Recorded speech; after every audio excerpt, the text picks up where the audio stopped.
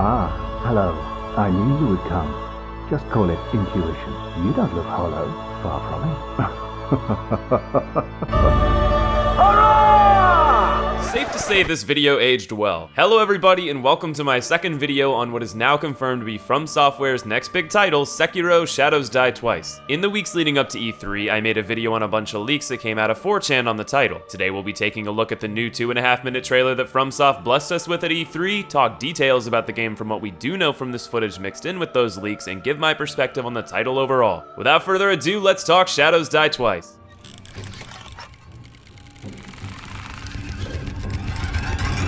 In the beginning of the trailer, we see the... Let's be real, FromSoft knows their market. Look at that waifu, front and center.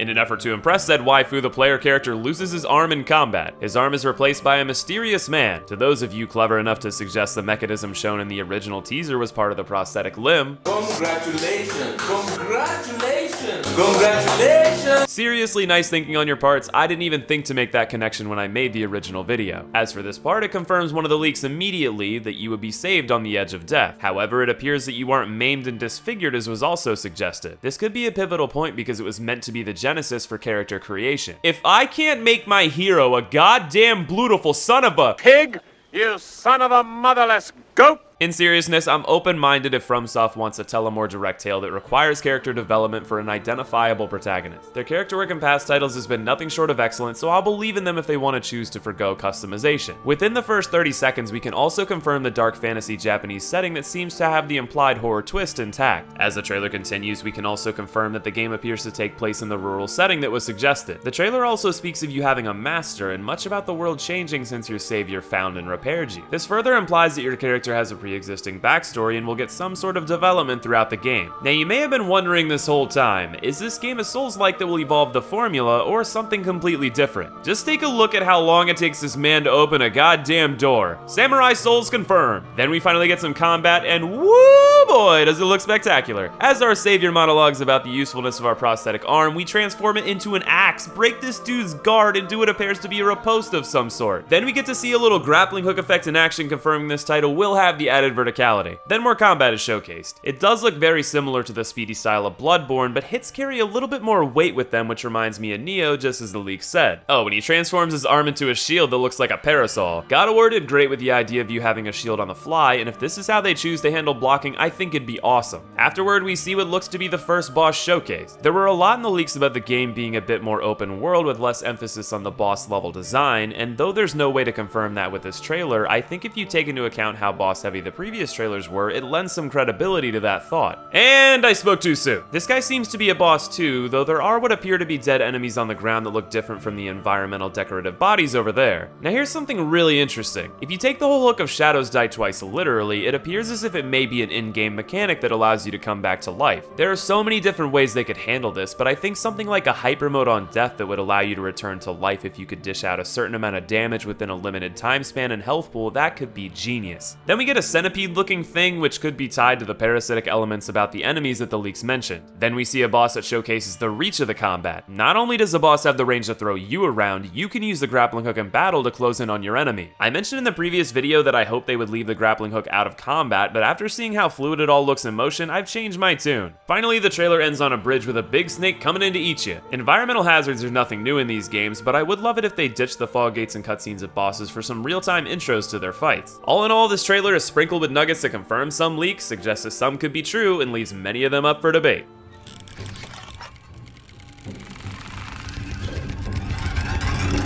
Now let's go down the line and talk about the leaks in detail and how they were showcased or not showcased in the trailer. The game will be Souls-like in gameplay and atmosphere, but also differentiate by being more open world and not have the clear level to boss design. When it comes to Shadows Die Twice, there's going to be a heavy debate for some time until we get significant gameplay footage on how the game actually plays. That debate being, is this a Souls title? You all know that I've never shied away from calling Bloodborne a Souls game. Sure, it has some different mechanics, but it's an evolution of the formula, not a massive deviation from it. From everything we saw yesterday, it appears this will be their biggest departure yet, but I think at its core, we're still gonna have a lot of the things that we love from those games. If I had to make a prediction, I think this game will be a marriage of Bloodborne style with new expansive ideologies that will help the series continue to evolve in storytelling, gameplay, and world design. This game is more open world than previous titles, but not fully compared to a game like Skyrim. It offers multiple interconnected levels that are much larger with multiple possible paths. From what we could see in the trailer, the game does appear to have a few different locales to it. It was mostly pieced together limited footage, so it's hard to confirm if it'll be open world, but the moments with the grappling hook hopping around the levels at least suggest there will be more verticality than before. Most of the game will take place in rural areas, but there will be a big city to explore later in the game. As I mentioned in the previous section, the game does certainly take place in rural areas, though I wouldn't be surprised at all if we find ourselves with a mid-game twist that leads us to different environments.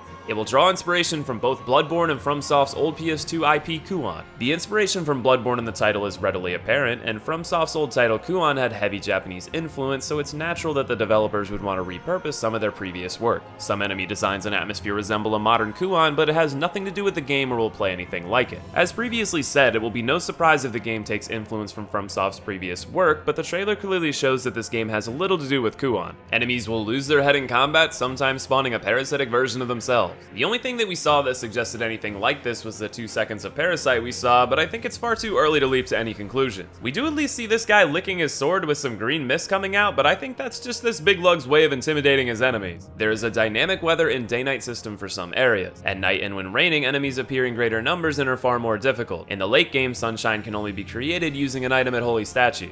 There were clearly areas showcased during different times of day, but it's hard to know if they'll have any impact on the gameplay. I still think this mechanic sounds really neat, but they'd have to make it not too obtuse like the headache that was World Tendency. Gameplay is similar to Bloodborne, but more vicious and brutal. It's a bit less wild, but still kinda fast. Kinda like a combination of Nioh and Bloodborne. I'd say from what we saw in the trailer, that almost confirms this to be the case. That said, the combat is looking like it'll bring something new to the table with the use of the grappling hook, and will run at its own pace despite similar comparisons. Trick weapons make an appearance, but aren't called trick weapons. Some have 3 forms, others have 2 forms, and there are many weapons that are always two-handed or dual-wielded, as there are no sidearms or shields. The trailer only ever showcased you using a katana as your primary weapon, but you do seem to be able to transform your prosthetic limb into a number of different things, such as an axe and shield. It'll be interesting to see whether there are different builds for the limb, or if obtaining different versions are all wrapped into a skill tree. Despite there being no shields, you can block and counter with your weapon. Every weapon has a unique counter ability. I'd say that parasol thing looked pretty damn similar to a shield, but you could argue that the limb is one of your weapons. The counter ability may mean something I didn't previously foresee. For example, maybe the axe is great at shield breaks. The shield may be able to parry similar to the Souls games if timed correctly. It would be cool if the game introduced many different ways to parry, such as guard breaks, shield parries, and even more. It sure would add a ton of depth to the combat. The right arm will be replaced by a multifunctional device that serves as a prosthetic, but can also be used as a grappling gun to reach higher levels and climb throughout the world. Spider Souls fucking confirmed! There are different skills in the game, including different melee moves, passives, and magic. It won't have endless skill trees, and skills won't be big flashy moves, just new moves and abilities. Not much to say here, though we did see in the final fight with the horse-toting samurai that our protagonist used some sort of flare magic to startle the steed, though that could be an item similar to something like firebombs in Dark Souls.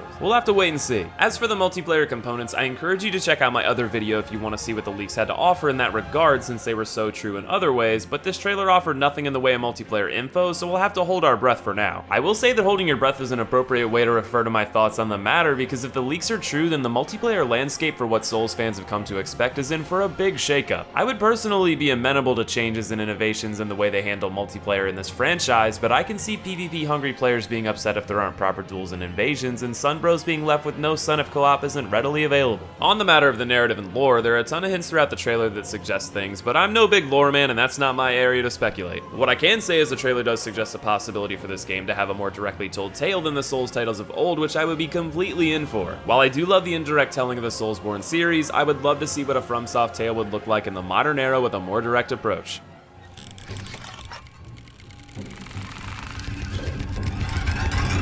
Frankly, I'm a bit in shock that so many of the leaks were accurate. This approach to a trailer is a first for me. Normally I'm just sitting there waiting to be blown away, but instead I was jumping up and down like a giddy schoolgirl when I saw the confirmations of things like the prosthetic limb and watching it be used to become Spidey Samurai. If I take stock of why this was the case, it's because the leaks on the whole sounded so damn good that I found myself hoping they would be confirmed by the trailer. Putting these bits of information aside and focusing on exactly what we did get, I could not be more excited for what FromSoft is bringing to the table so far. It's been confirmed that Miyazaki is directing the title and that that it'll see an early 2019 release, so the wait to dive into Shadows Die Twice won't be too long. In the meantime, I'm going to be salivating over the fresh take on combat, the Japanese setting that oozes personality, the prosthetic limb that could bring innovations to gameplay similar to trick weapons in Bloodborne, and a whole new world to explore. Of course, Sekiro wasn't the only title that looked good at E3, and we've got a lot of plans to talk about for the channel moving forward. I had originally planned to make this video as part of a greater E3 and review special, but after seeing so many of the leaks confirmed, I wanted to give this game its own spotlight. Look forward to seeing my coverage of the remainder of E3 later this week, and of course, we've got the Hollow Knight and Remastered Souls boss rankings still in the pipeline. Be sure to subscribe so you don't miss any of those upcoming videos, and leave a like if you enjoyed today's. It means a lot to me to know you're enjoying the content. And of course, thank you all for watching, much love to you, and I'll see you in the next video.